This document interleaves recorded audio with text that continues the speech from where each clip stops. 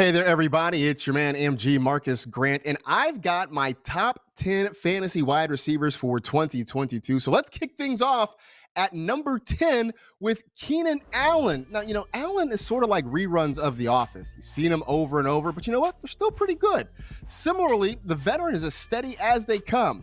Might not have the upside of some other players on this list, but he's not going to let you down. I mean, unless you don't enjoy guys who get 100 catches, 1,100 yards, and 6 touchdowns. As the top target in one of the NFL's most potent offenses, you can feel pretty comfortable penciling in another wide receiver one season. At number 9, it is A.J. Brown. Brown got a change of scenery this offseason when he was traded from Tennessee to Philadelphia, but giving up hot chicken for cheesesteaks doesn't mean his fantasy outlook takes a hit. Brown immediately becomes the top target in an emerging offense that's been in need of playmaking receivers for a few years. Oh, by the way, just in case for some strange reason you weren't previously on the Jalen Hurts hype train, this move should be enough for you to buy a ticket. At number 8, it's CeeDee Lamb. Lamb made the leap in just his second season, posting his first career 1,000-yard campaign. Entering year 3, he's now the undisputed top target in the Cowboys passing game. That's because Amari Cooper rode north to join the Cleveland Browns. Did I mention that Lamb was Dallas's wide receiver 1? Because he also might be their wide receiver 2 as Michael Gallup works his way back from an ACL injury. Either way, Lamb sits at an intersection of talent and opportunity that could put him among fantasy's elite receivers. Number 7 is Tyreek Hill.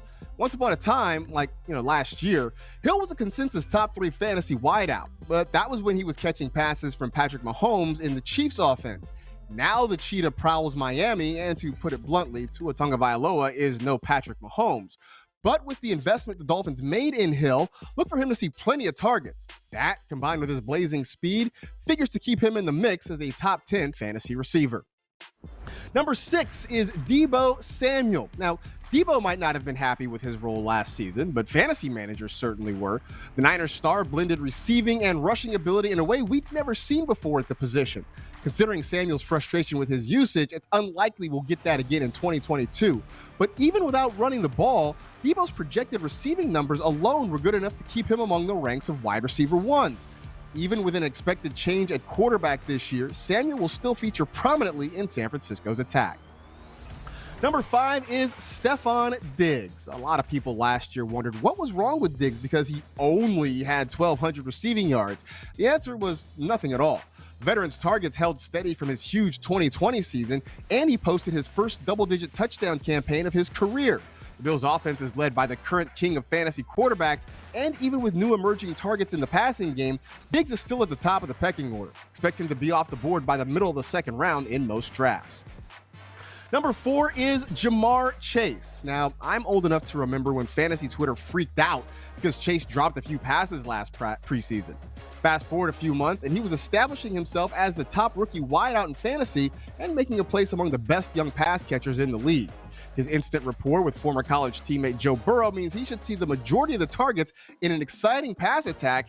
There's a very good chance to be drafted late in the first round in most fantasy formats. Number 3 is Devonta Adams. In terms of talent, Adams might be the best wide receiver in the league. The reason he's third on this list is because he's in a new situation. An offseason trade sent Adams from Green Bay to Las Vegas, which means a downgrade in quarterback from Aaron Rodgers to Derek Carr. Also means having to share targets with Darren Waller and Hunter Renfrow. But don't panic too much. Carr and Adams have a good chance to rekindle the magic they discovered together at Fresno State, and the veteran receiver should still be among fantasy's best. My number 2 receiver is Justin Jefferson. As a rookie, people wondered if Jefferson was just a big slot receiver. He quieted that noise with a 1,400-yard year. Then for an encore, he went for 1,600 yards and 10 touchdowns. The scariest part is, he may not have hit his ceiling. As Adam Thielen begins to decline, Kirk Cousins is starting to lean more on his young star. Can Jefferson reach the elusive 2,000-yard mark? Not many folks will be surprised if the answer ends up being yes. So that gets me to my number 1 wide receiver for fantasy football in 2022. And look, I'm sure you've probably figured it out, but let's reveal it. It is Cooper Kupp. I mean, look, there's no surprise here at all. Meet the new boss, same as the old boss. Kupp and Matthew Stafford were absolutely electric in their first season together. Kupp won the receiving triple crown and was a dark horse for the NFL's MVP award.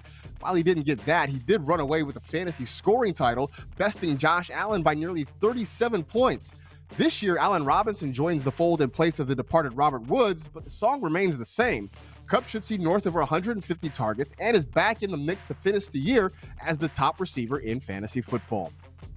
For year-round fantasy football talk, be sure to check out the NFL Fantasy Football Podcast with myself and Michael F. Florio, bringing you the best in fantasy news and analysis each and every week. You can find it at NFL.com/podcast or wherever you download fine podcasts.